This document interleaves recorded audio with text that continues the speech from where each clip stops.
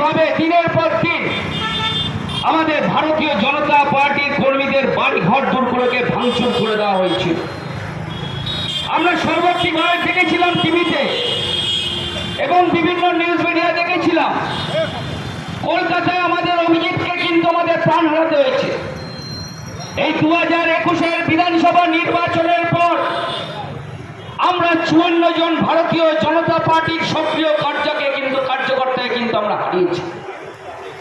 আর তৃণমূল কংগ্রেস সরকার দিনের পর দিন চুরি করে যাচ্ছে, বাংলার সাধারণ খেটে খাওয়া মানুষের টাকাগুলোকে হরণ করে নিচ্ছে। আমরা দেখেছি না যে পার্থ চ্যাটার্জি শিক্ষামন্ত্রী থাকাকালীন কিভাবে বাংলার শিক্ষা ব্যবস্থাকে মাটিতে মিশিয়ে দিয়েছিলেন। আপনারা কি এই তৃণমূল কংগ্রেসের সরকারকে ভোট দিয়ে সরকারের ক্ষমতায় নিয়েছিলেন?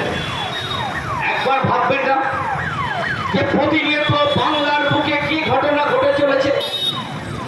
আজকে বর্তমান দক্ষিণ বিধানসভায় অর্থাৎ বর্তমান শহরের 35টি ওয়ার্ডে কিভাবে তৃণমূল কংগ্রেসের যারা কাউন্সিলর আছেন তাদেরকে প্রশ্ন করবেন কেন তাদের নিজের এলাকাগুলো রাস্তাগুলোকে কেন ঠিক করছে না। কেন টোটালটাই তো কাটমানি চলে যাচ্ছে। 60% 70% এর যে টেন্ডার যদি নিতে হয়, যে কন্ট্রাক্টর 60% এর টেন্ডার নিয়ে কন্ট্রাক্ট দিচ্ছে, সে কি করে ওখানকার জনপ্রতিনিধি কাউন্সিলর পকেটে টাকা ভরবে না তার উন্নয়নের কাজ করবে? একবার দেখুন বর্তমানে শহরের রাস্তাগুলোকে, মেন শহরের রাস্তাগুলোকে, প্রতিটা রাস্তা কিরকম ভাবে কেটে দিচ্ছে। প্রশ্ন করবেন না তৃণমূল কংগ্রেসকে? এই তৃণমূল কংগ্রেসে দেখছেন তো আজকে আর গতকাল তৃণমূল কংগ্রেসের দুই নেতার, প্রভাবশালী নেতার মধ্যে দ্বন্দ্ব চলছে। কে বলছে আমায় দেখ আমি কত বড় মিছিল করতে পারি, আর আরেকজন যুব বলছে দেখ আমি কত বড় মিছিল করতে পারি। আমরা দেখলাম তো টিভিতে তৃণমূল কংগ্রেসের একজন নেতা বলছে যে তৃণমূল কংগ্রেসের 21শে জুলাই যে যত বেশি লোক নিয়ে যাবে তাকে তত বেশি টাকা দেবে। এই টাকাগুলো মানুষের জনগণের টাকা, এই টাকাগুলোকে তৃণমূল কংগ্রেস চুরি করে নিয়েছে, আজকে মানুষের মধ্যে ফিরাতে চাইছে। এই তৃণমূল কংগ্রেসকে কিন্তু আগামী দিন আপনাদের গলা টিপে ধরতে হবে, নাহলে আগামী দিন বাংলার শিক্ষিত বেকার যুবক যুবতীদের কিন্তু রাস্তায় কোনো রব নেই। আমরা দেখেছি সত্য উপনির্বাচন, কালীগঞ্জ বিধানসভা নির্বাচন, আমরা যতদূর জানি যে সরকারে যে ক্ষমতায় থাকে উপনির্বাচনে সে জয়লাভ করে, তার পেশি শক্তি, তার বাহু শক্তি দিয়েতে সে জয়লাভ করে।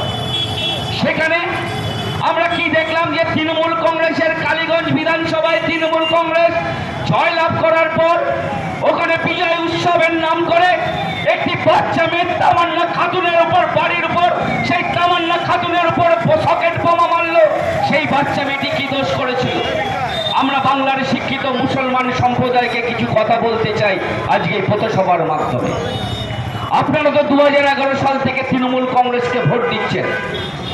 বাংলার 20% সংখ্যালঘু মানুষ তৃণমূল কংগ্রেসের সরকারকে ভোট দিয়ে আসছে। মমতা ব্যানার্জি বলে না যে আমার দুধেল গায়ে লাখ খাওয়া ভালো। আমি সেই সব দুধেল গায়ে মুসলিম সম্প্রদায়ের শিক্ষিত মানুষদের বলতে চাই যে 2011 সাল থেকে 2025 সাল পর্যন্ত কতজন মুসলিম সম্প্রদায়ের মানুষ মারা গেছে আপনারা নিজের মনকে প্রশ্ন করুন। আজকে বর্তমান সমাজে আমরা দেখছি মারছে মুসলিম, মরছে মুসলিম। তাহলে কি মুসলিম সম্প্রদায়ের মানুষকে এই তৃণমূল কংগ্রেসের জল্লাদ বাহিনীর সরকাররা তারা লাঠেল বানিয়ে রেখেছে? প্রশ্ন করবেন না? এই তৃণমূল কংগ্রেসের সরকারকে ভোট দিয়ে নিয়েছিলেন, যেখানে মানুষের গণতান্ত্রিকভাবে কথা বলার অধিকারকে হরণ করে নিচ্ছে এই তৃণমূল কংগ্রেসের সরকার। আমরা দেখছি বিভিন্ন ক্ষেত্রে আজকে যারা বাংলায় শিক্ষিত বেকার যুবক যুবতী যারা চাকরির জন্য রাস্তায় নেমে আন্দোলন করছে, আমরা দেখলাম যে যোগ্য এবং অযোগ্যদের তালিকা পর্যন্ত রাজ্য সরকার এসএসসির মাধ্যমে কিন্তু এখনো পর্যন্ত কিন্তু প্রকাশ করতে পারেনি। দুদিন আগেও তো আমরা দেখলাম যারা ন্যায্য শিক্ষক, যারা দীর্ঘদিন ধরে স্কুলে শিক্ষকতা করেছেন, যারা সমাজে প্রতিষ্ঠিত, যারা পাড়ায় এলাকায় এবং সমাজ স্তরে শিক্ষক বলে প্রতিষ্ঠিত, আজকে তাদেরকে আন্দোলন করতে হচ্ছে। এই কোন সরকারকে আমরা ভোট দিয়ে নিয়ে এসেছি? যে সরকার মানুষ তার ন্যায্য অধিকার কথা বলতে গিয়ে আন্দোলন করবে, আর এখানকার দলদাস তৃণমূল কংগ্রেসের দলদাস পুলিশ সেই মানুষগুলোকে বেত্রাঘাত করছে, মারছে। একবার নিজেদের মনে প্রশ্ন করে না, আমরা না ভারতীয় জনতা পার্টি আপনাদের সামনে এসে প্রশ্নগুলোকে তুলছি। আপনাদের বাড়িতে আপনার পরিবারে যে মেয়েটা দিনের পর দিন শিক্ষিত হচ্ছে, আপনার পরিবারে যে ছেলেটি দিনের পর দিন শিক্ষিত হচ্ছে, তাদের কি চাকরির দরকার নেই?